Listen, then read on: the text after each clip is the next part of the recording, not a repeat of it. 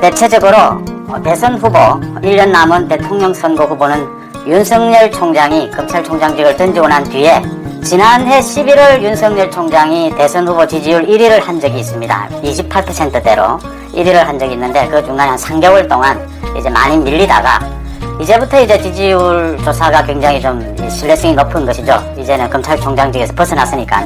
그래서 주목을 받았는데 무려 18%포인트가 오르면서 급상승을 하면서 다시 30%대로 넘어서면서 1위를 차지했습니다.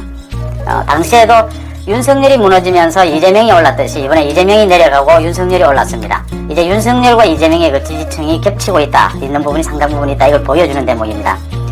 대선 후보는 윤석열이 30%를 넘으면서 1위를 차지했다. 다시 1위를 탈환했다.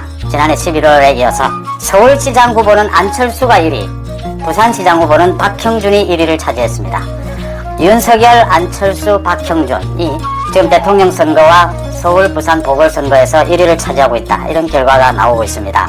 그러니까 여론조사 기관인 한국사회여론연구소가 지난 5일 1000명 정도를 대상으로 여론조사를 실시한 것인데 윤석열 총장이 32.4%, 그 다음 이재명 경기지사가 24.1%, 이낙연이 14.9% 이런 순서였습니다. 이낙연, 이게 지난 1월 21일에 비교해서 윤석열은 지금 18%포인트 정도 올라서 급상승한 것입니다. 다시 1위를 차지를 했고 그것도 압도적인 1위를 차지하고 그동안 이재명이 상당히 30% 가까이 되면서 이재명 대세론까지 만들어졌는데 이재명 대세론이 한 방에 무너졌다 이렇게 보입니다. 지금 윤석열의 지지층이 수도권, 충청, 대구, 경북이 이제 윤석열의 주 지지층인데 이게 이재명으로 상당 부분 갔다가 이제 윤석열이 재등장을 하면서 검찰총장직을 던지고 윤석열 지지율이 30%, 무려 30%를 넘으면서 뭐 이건 압도적이라고 해도 될 정도입니다. 압도적인 1위를 차지했습니다. 그러면 앞으로 윤석열의 이 같은 지지율이 계속 유지가 이어질 것인가 하는 대목을 지켜보는 단기적으로는 윤석열 총장이 문재인 정권의 대립각을 앞으로도 계속 세워갈 수 있느냐라는 부분입니다.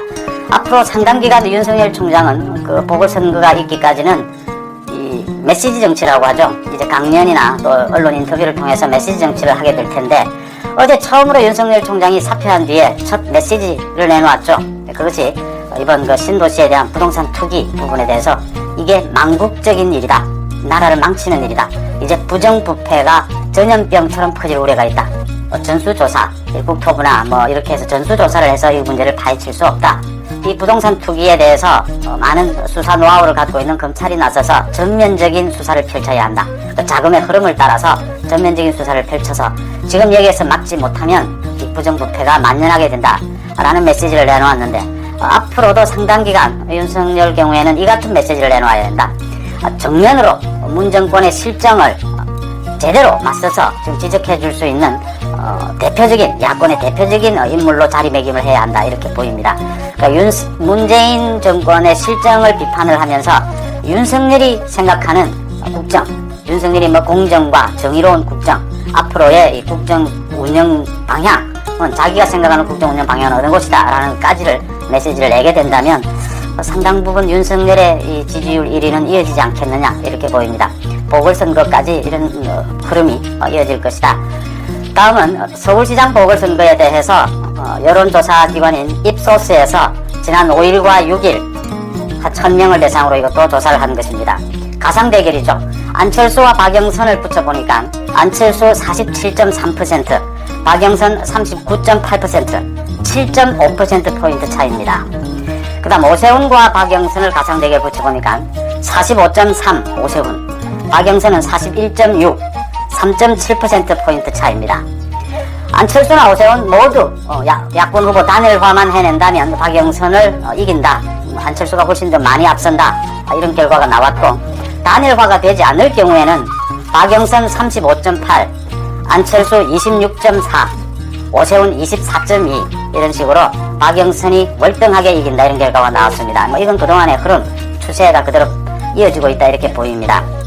안철수와 오세훈이 이제 단일화를 해낼 수 있느냐라는 부분이 관심이 쏠리는데 어제 마침 맥주 회동을 했죠. 안철수와 오세훈이 두 사람이 만나서 오늘 발표하기는 오늘 18일까지 단일화를 완료한다.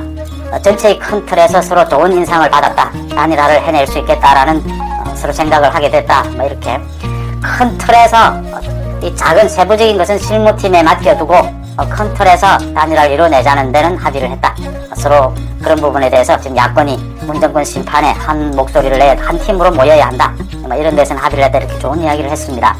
그러면서 이제 어느 한쪽이 후보를 포기하는 경우가 생기느냐라는 부분에 대해서 오세훈이가 이제 자기는 개인이 아니고 이제 국민의힘의 후보, 국민의힘을 대표하는 후보이기 때문에 이렇게 양보하는 일은 이제 생각할 수가 없다. 이렇게 얘기를 했습니다. 그렇지만 아직 많은 가능성들은 남아있다. 이렇게 보입니다. 4월 보궐선거를 앞두고 지금 야권 전체가 어떤 형태로든지 연대의 틀을 만든다. 또 당장 뭐 무슨 합당이나 통합이 아니다 하더라도 합당과 통합, 연대의 모양을 약속하고 보궐선거를 치르고 보궐선거 뒤에 지금 뭐 이제는 뭐 윤석열을 비롯한 뭐 금태섭 모든 야권이 틀로 모이는 이런 것을 생각해야 하기 때문에 그런 개념에서 생각한다면 뭐 여러 가지 경우의 수는 아직 많이 널려 있다. 제일 중요한 것은 뭐 첫 만남이 일단 좋은 인상을 받고 서로 단일화에 어느 정도 많은 의견의 일치를 봤다. 두 사람이 이거 얘기를 조율한 것 같아요. 지금 많은 말들이 나오게 되면 상당히 혼선이 빚어질 수 있으니까 지금은 서로 단일화에 강한 서로 의지를 확인했다. 뭐 이런 정도로 얘기하고 마는데 안철수와 오세훈은 상당히 접점이 많을 겁니다. 그래서 단일화가 어렵지는 않을 것이다. 문제는 이 단일화를 이루어내고 이 단일화가 야권 후보 단일화가 이 국민의힘, 국민의당 비롯해서 야권 전체가 이 하나로 연대하는 모양으로 가야 되지 어느 한쪽이 이 피를 흘리는 경우가 되면 안 된다라는 거거든요. 그러니까 앞으로 대선까지 남아있는 마당에 근데 국민의힘이 만약 오세훈이 안 된다고 해도 국민의힘이 보궐선거에 전면 나설 수 있는 또 만약 안철수가 안 된다 하더라도 국민의당, 안철수 지지층들도 전면 이렇게 야권 지지층으로 다 한 틀에 모일 수 있는 그런 분위기를 만들어 가야 된다는 점에서 아직은 시간이 이게 시간이 일주일 정도인데 그래도 시간이 많이 남은 겁니다, 사실은. 그래서 큰 틀에서 여러 가지를 의논을 하면 단일화를 이루어내면 박영선을 앞선다. 3.7% 오세훈은 앞서고 안철수는 7.5%가 앞선다. 이런 결과가 나와 있습니다. 그 다음 부산시장 보궐선거에 있어서는 이제 부산시장 보궐선거는 양쪽 여야 후보가 확정이 됐죠. 국민의힘은 박형준, 민주당은 김영춘 후보로 확정이 됐는데 확정이 되고 난 이후에 지지율 조사는 없습니다.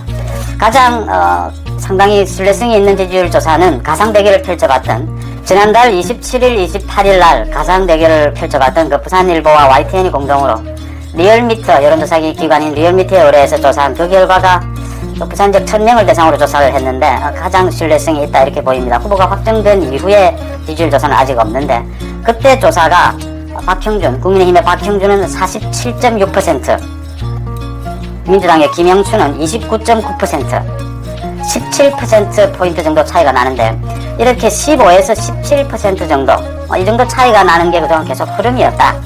부산의 보궐선거는 앞으로 몇 번 더 출렁일 것이고 그렇게 어느 한쪽이 쉬운 선거는 아닐 겁니다. 지금 가덕 신공항 문제도 현안으로 떠올라 있어서 상당히 여러 번 또 출렁일 부분이 있을 겁니다. 그렇지만 국민의힘 쪽에서 큰 어떤 실수를 하지 않는다면 여기서 중요한 것도 하나는 이 중앙당에서 국민의힘 쪽에서 조금 앞서고 있다 하더라도 부산 쪽에 좀 자주 내려가서 부산 시민들에게 이 가덕 신공항에 대한 협조 부분이나 또 부산의 이 어려운 경제를 살리겠다는 이 많은 애정, 스킨십을 보여줄 필요가 있다. 그런 부분이 있다면 부산시장 선거는 평소에 그동안 유지해온 그 지지율 차이를 15% 이상의 그 지지율 차이를 보이고 있다. 이렇게